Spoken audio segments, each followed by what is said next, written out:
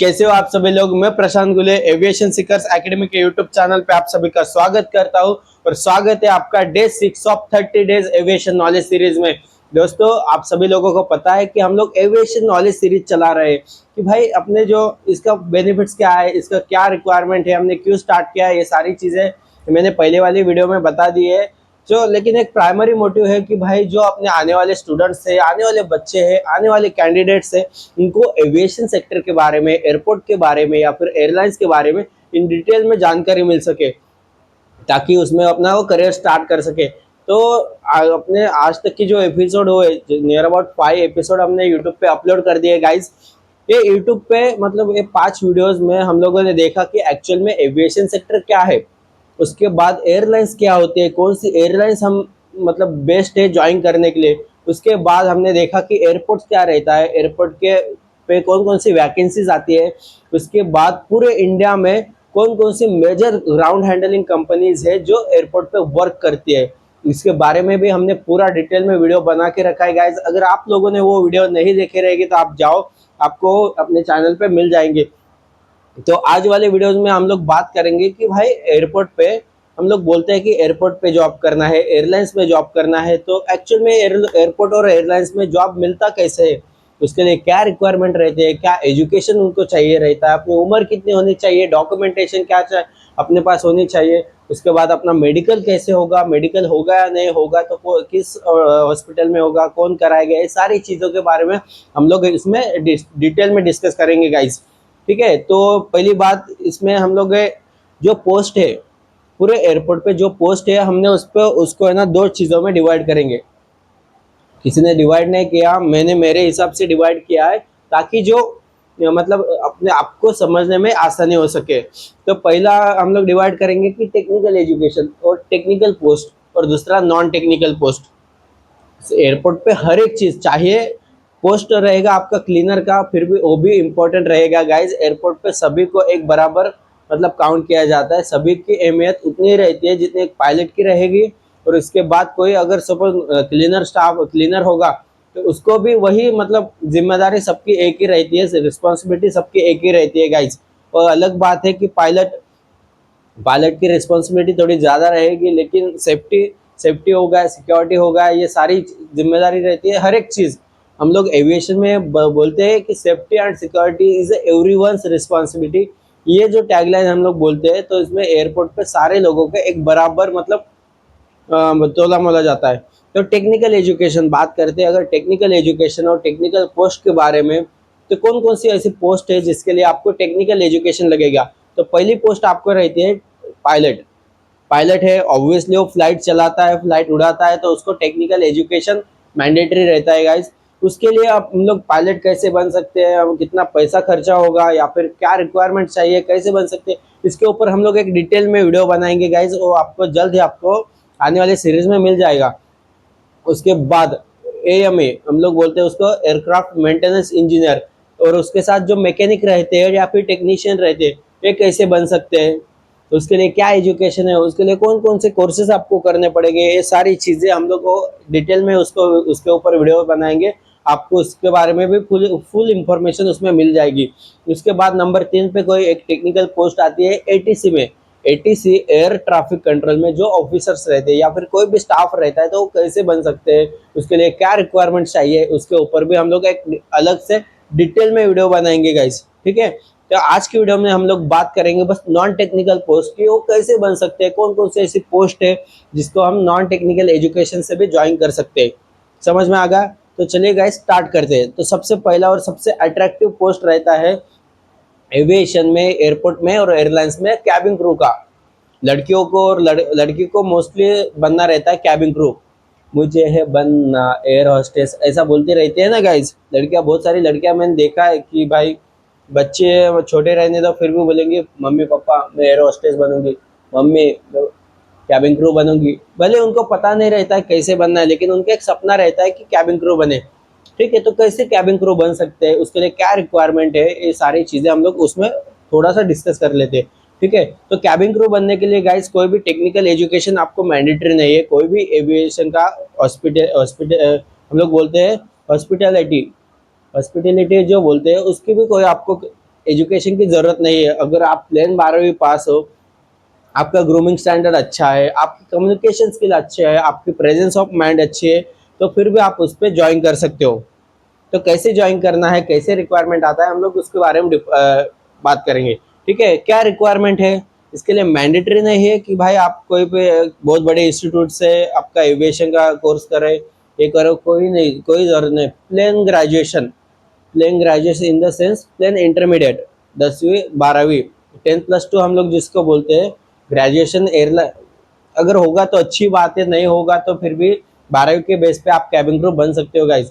तो cabin crew बनने के लिए आपको क्या रिक्वायरमेंट है? सबसे पहला आपको इंडियन नेशनलिटी, अगर आप इंडिया में कैबिन क्रू बनना चाहते हो, वर्ल्ड की तो अलग बात है, इंटरनेशनल एयरलाइंस की अलग बात है, लेकिन आप इंडिया में कैबिन क्रू इंडियन एयरलाइन में बनना चाहते हो, अगर आप इंडियन नेशनलिटी की होनी चाहिए, उसके पास इंडियन पासपोर्ट होना चाहिए। ठीक है, उसके बाद वो एटलीस्ट 10+2 जो इंटरमीडिएट हम लोग 12वीं पास हो बोलते हैं, तो 12वीं पास हो लड़की होनी चाहिए, लड़की हो या लड़का हो होनी चाहिए।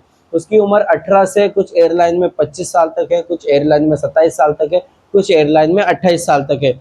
लेकिन एक स्टैंडर्ड काउंट हम लोग देखें तो 18 से 27 तक उसकी उम्र रहनी चाहिए गाइज, वो लड़की की जो कैबिन क्रू बननी चाहती है। 28 साल के ऊपर, 28 तो बहुत लंबा हो गया गाइज। कुछ कुछ एयरलाइन उसको मतलब हायर करते हो एज ग्रुप में, लेकिन 18 से 23 तक, एज पर माय एक्सपीरियंस 18 से 23 तक ही गाइज मतलब ज़्यादा चांसेस रहते हैं आपका सिलेक्शन हो सके। ठीक है, कैबिन क्रू का, जो कैबिन क्रू का ए हो गया। उसके बाद आपकी इंग्लिश कम्युनिकेशन बहुत अच्छी होनी चाहिए गाइज।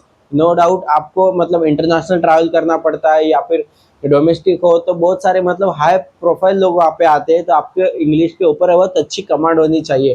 ठीक है, तो इसकी वजह से आपका इंग्लिश कम्युनिकेशन अच्छा होना चाहिए। तो बात करते हैं इसमें आपको कितना सैलरी मिलेगा, किसमें क्या डॉक्यूमेंटेशन लगेगा।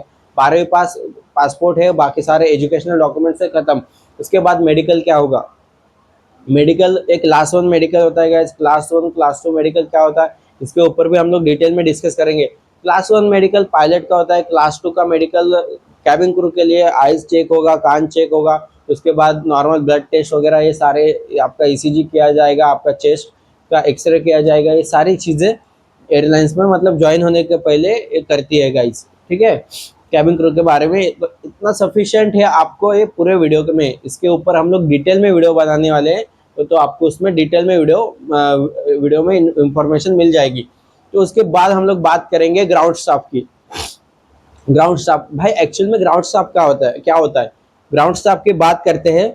और कैबिन क्रू, कैबिन क्रू है फ्लाइट क्रू में आ गया। फ्लाइट क्रू और cabin crew means crew, crew हम लोग जब बोलते हैं तो फ्लाइट क्रू जो पायलट और रहता है, फर्स्ट ऑफिसर रहता है, हम लोग उसको फ्लाइट क्रू बोलते हैं। लेकिन जो कैबिन में सर्विसेज देते हैं उसको कैबिन क्रू बोलते हैं। ठीक है, तो उसको कैबिन क्रू बोलते हैं। तो ये अलग हो गया।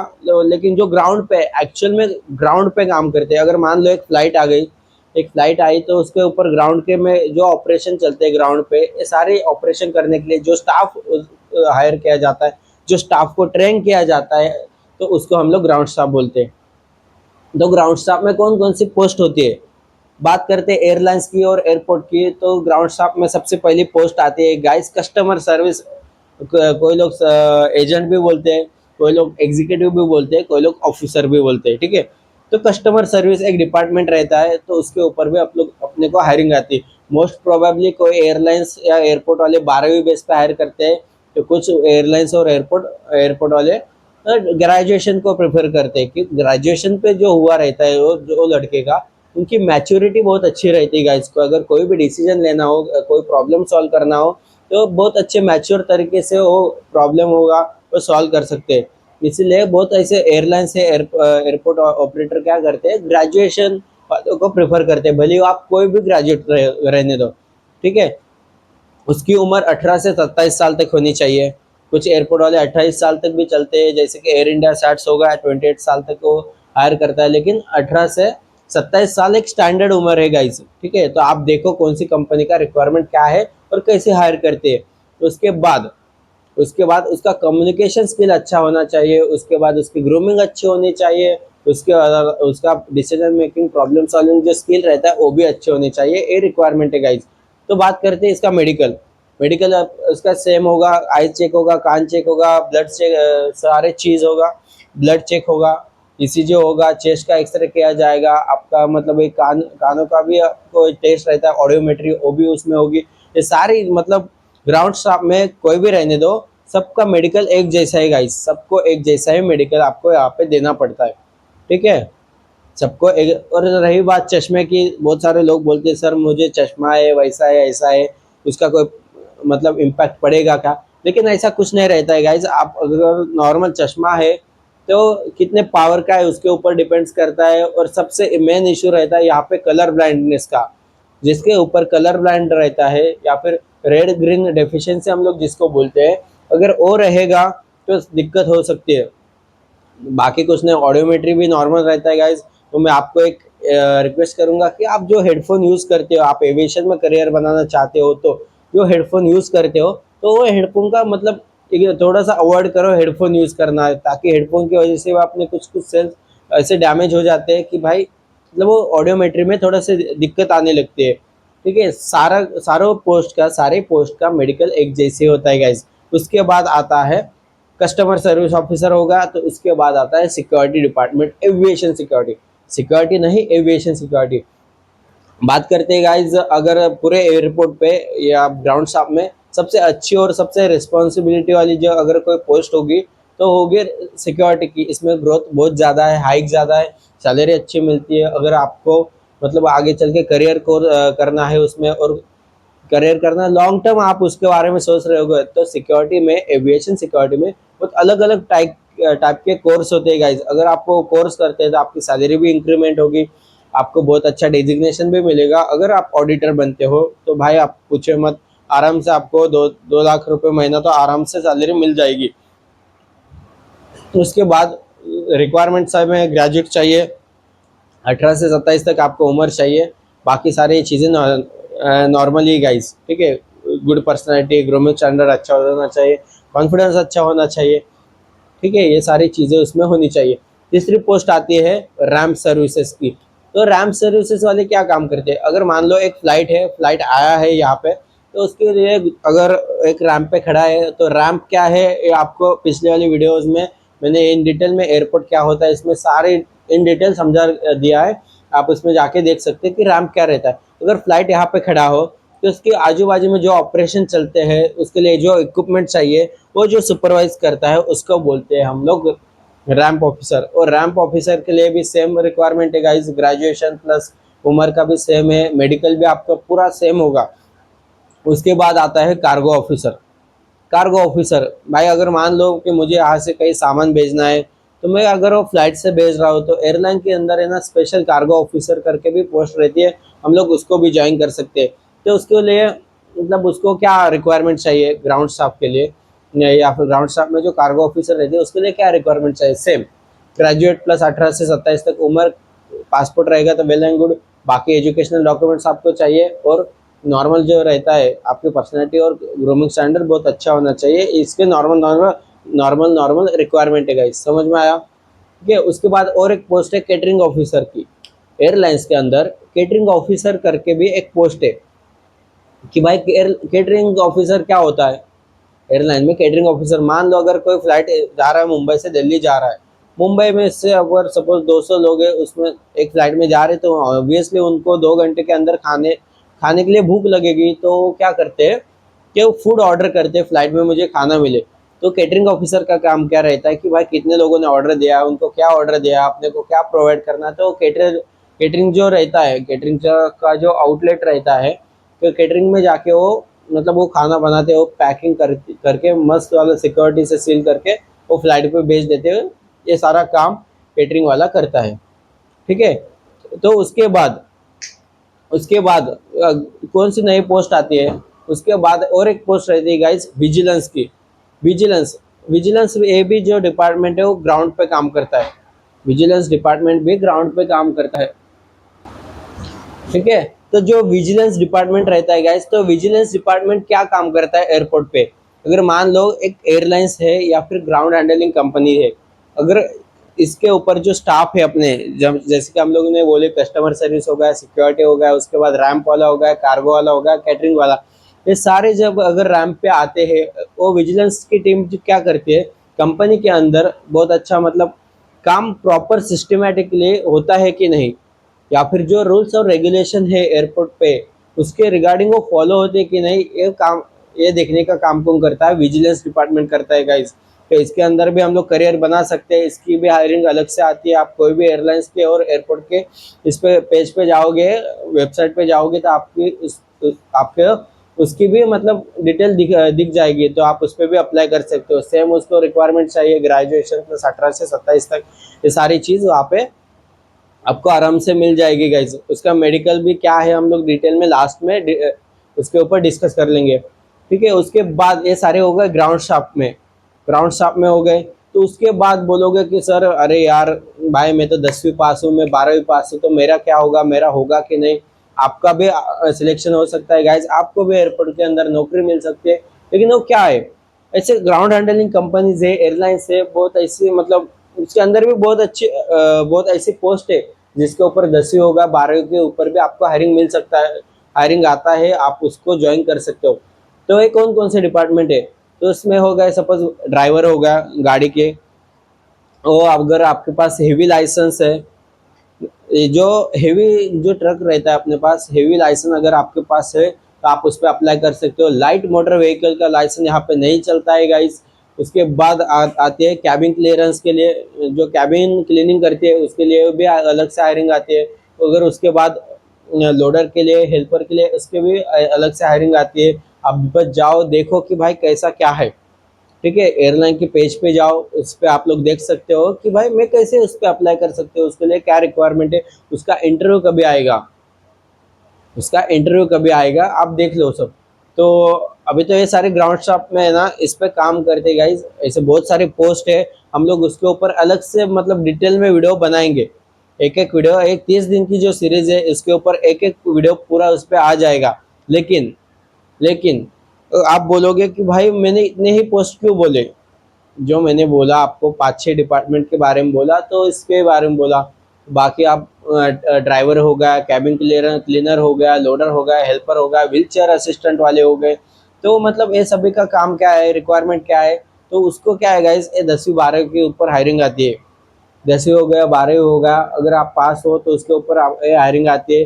कोई भी कंपनी रहने दो, अगर बहुत सारी कंपनीज एयरलाइंस क्या करते हैं, उसको थर्ड पार्टी को कॉन्ट्रैक्ट दे देती है। जैसे इंडिगो का अजाइल होगा, तो आप अजाइल के ऑफिस में जाओ, उधर जाके आप अपना रिज्यूमे दे दो, उधर जाके देखो कि भाई क्या है क्या नहीं। तो उधर जाके आप नॉर्मल सा इंटरव्यू देके वहाँ पे सिलेक्शन हो सकता है गाइस। वैसे ही एयरलाइन के अंदर ऑन रोल पे रोल पे कोई भी आपको ड्राइवर करके लेगी नहीं, एक वो थर्ड पार्टी करके लेती है। जैसे कि बहुत सारे अभी एयर इंडिया हो गया, तो एयर इंडिया के बहुत सारे फ्लाइट पे है ना एएसएल वाले ही काम करते हैं, इंडिगो के फ्लाइट पे अजाइल वाले काम करते हैं। और जो इंटरनेशनल अलग अलग एयरलाइंस है तो उसके ऊपर कौन काम करते हैं, जैसे कि हम लोग कल देखा इंडो थाई वाले हो गए, उसके बाद बीएफएस वाले हो गए, बर्ड फ्लाइट सर्विसेज वाले एम्प्लॉय हो गए, ये लोडिंग का काम करते हैं, क्लीनिंग का काम करते हैं। ये समझ में आ गया? तो उसके लिए आपको सबसे पहले डॉक्यूमेंटेशन क्या क्या चाहिए। आप बोलोगे कि भाई बहुत ज़्यादा बड़बड़ कर दिया, लेकिन जो मेन प्रॉब्लम है, मेन जो इशू है, आप वो बताओ कि डॉक्यूमेंट्स क्या चाहिए। तो अगर मान लो अगर आप कोई भी एयरपोर्ट पे कोई भी डेजिग्नेशन हो, कोई भी डेजिग्नेशन हो, तो आपको क्या डॉक्यूमेंट्स चाहिए मैं आपको बताता हूँ। कोई भी डेजिग्नेशन रहने दो, आप क्लीनर रहने दो या फिर पायलट रहने दो, आपको क्या क्या डॉक्यूमेंट्स चाहिए। तो सबसे पहले आपको चाहिए 10वीं 12वीं का, और जो आपके मतलब एजुकेशनल क्वालिफिकेशन है, 10वीं होगा, 12वीं होगा, ग्रेजुएट होगा, पायलट है तो पायलट के लाइसेंस होते हैं, सीपीएल रहता है, कमर्शियल पायलट का लाइसेंस रहता है, स्टूडेंट पायलट लाइसेंस भी मिलता है। ये सारे लाइसेंस जिनके फ्लाइंग आवर्स के जो क्या बोलते हैं उसको सर्टिफिकेट रहते हैं, वो सारे उसको होना चाहिए। एजुकेशनल डॉक्यूमेंट्स जो आपके पास टेक्निक है, आपके पास स्किल्स है, उसके रिगार्डिंग आपको जो नॉलेज लिया है, आपने जो एजुकेशन लिया है, उसके सारे डॉक्यूमेंट्स आपको चाहिए रहता है। और आप वो देखो कि भाई मैं 12वीं बेस पे हायर हो रहा हूँ, तो मुझे मेरे पास 12वीं के ही डॉक्यूमेंट्स होने चाहिए। अगर आप ग्रेजुएशन के बेस पे हो रहे हो हायर, तो आपके पास ग्रेजुएशन के भी हो सारे डॉक्यूमेंट्स चाहिए। फर्स्ट सेमेस्टर, सेकेंड सेमेस्टर, ये सारे सेमेस्टर के आपके पास ये सर्टिफिकेट ओरिजिनल होनी चाहिए, ओरिजिनल प्लस जेरोक्स। उसके बाद आधार कार्ड, पैन कार्ड, ये आपको परमानेंट होना चाहिए। उसके बाद पासपोर्ट, कुछ पोस्ट के लिए मैंडेटरी है, कुछ पोस्ट के लिए मैंडेटरी नहीं है गाइस। आप इजीली वहाँ पे मतलब कुछ कंपनियां मांगती है, कुछ कंपनीज नहीं मांगती। पासपोर्ट तो आप, लेकिन मेरा एक सजेशन रहेगा कि भाई आप पासपोर्ट ही निकाल ही लो, क्योंकि पासपोर्ट कब आपको मतलब फ़ायदा रहेगा उसका पता नहीं, क्योंकि एक पासपोर्ट निकालने में आराम से 3 से 4 महीना जाता है गाइस। तो आप इजीली मतलब जितना जल्द हो सके वहाँ पे अप्लाई कर दो। उसके बाद आपको क्या चाहिए रहता है, एजुकेशनल डॉक्यूमेंट्स होगा, आधार कार्ड, पैन कार्ड होगा। उसके बाद अगर आप वर्क एक्सपीरियंस हो, एक्सपीरियंस कैंडिडेट हो, आपने कहीं पे मतलब वर्क किया हुआ है, तो वो कंपनी का आपको एक्सपीरियंस सर्टिफिकेट भी लगेगा कि भाई वो कंपनी से मैंने काम किया है। वो कंपनी जब आप छोड़ोगे तो एक लेटर पे आप लिख के देंगे कि भाई हाँ सो एंड सो XYZ प्रशांत गुले यहाँ पे काम करता था, अच्छा स्टाफ है, हम लोग उसको विश करते हैं कि आगे वाले फ्यूचर में वो अच्छा कंपनी में अच्छा काम करे। तो ये उस पर लिखा देता है वर्क एक्सपीरियंस पे। रिलीविंग लेटर भी रहता है कि वो कंपनी ने मतलब रिलीज कर दिया, जो कंपनी ने प्रशांत गुले को रिलीज कर दिया, अभी वो काम नहीं करता है वहाँ पे, तो एक ऐसा लेटर मिलता है, तो वो भी आप जो कंपनी से ले लो। उसके बाद आप यहाँ पे सबसे इम्पोर्टेंट रहता है, एयरपोर्ट पे कोई भी डेजिग्नेशन रहने दो गाइस, क्लीनर के लिए भी आपको पुलिस रिकॉर्ड बहुत क्लियर होना चाहिए। आपको आपका पुलिस रिकॉर्ड बहुत क्लियर रखना है। कोई भी पुलिस केस आपके ऊपर होनी नहीं चाहिए, भले आप प्राइवेट कंपनी में काम करो, लेकिन आपका जो आईडी कार्ड आता है गाइज, कंपनी तो एक आप नॉर्मल आईडी देती है, लेकिन एयरपोर्ट पे काम करने का जो परमिट रहता है गाइज, वो आपको पुलिस क्लियरेंस के बाद ही BCS, bureau of civil aviation security करके एक डिपार्टमेंट है, वो आपको देता है। इसीलिए पुलिस रिकॉर्ड आपका बहुत क्लियर होना चाहिए। उसके बाद पासपोर्ट फोटो आपको लगेंगे। वो पासपोर्ट फोटो, इसके जो पासपोर्ट फोटो रहता है, आपने देखा रहेगा बहुत सारे पासपोर्ट फोटो नियर अबाउट आधा फेस रहता है, आधा आपको बॉडी दिखता है, लेकिन ये जो एयरपोर्ट पे आपको फोटो लगेगी गाइज, वो 70% फेस। मतलब ऐसे मान लो कि भाई ये अभी सपोज ये टैबलेट है, तो अगर इतना फोटो है तो इतने फोटो में नियर अबाउट 70% बस आपका फेस ही दिखना चाहिए। इसके ऊपर आपकी बॉडी वगैरह गर्दन बिर्दन कुछ नहीं दिखना चाहिए, ये रिक्वायरमेंट होता है। वो 70% मैट फिनिश में होना चाहिए फेस। फेस आपका 70% रहना चाहिए। जो पेपर रहता है वो मैट फिनिश में होना चाहिए, और बैकग्राउंड आपको वाइट रखना है गाइस। ये फोटो मैंडेटरी है। तो उसके बाद आपका मेडिकल कैसे होगा, उसके बाद मेडिकल कैसे होगा, मेडिकल नॉर्मल आपको तो बता दिया, नाक कान आँख ये नॉर्मल चीज़ें चेक होती है। उसके बाद ब्लड आपका चेक होगा, उसके बाद ECG करेंगे, उसके बाद चेस्ट का एक्सरे, ये सारी चीज़ें आप लोग करेंगे। नॉर्मल सा मेडिकल रहता है। कुछ कंपनियां खुद के पैसे से करवाती है, कुछ कंपनियां बोलती है कि भाई खुद करके आओ, खुद करके आओ।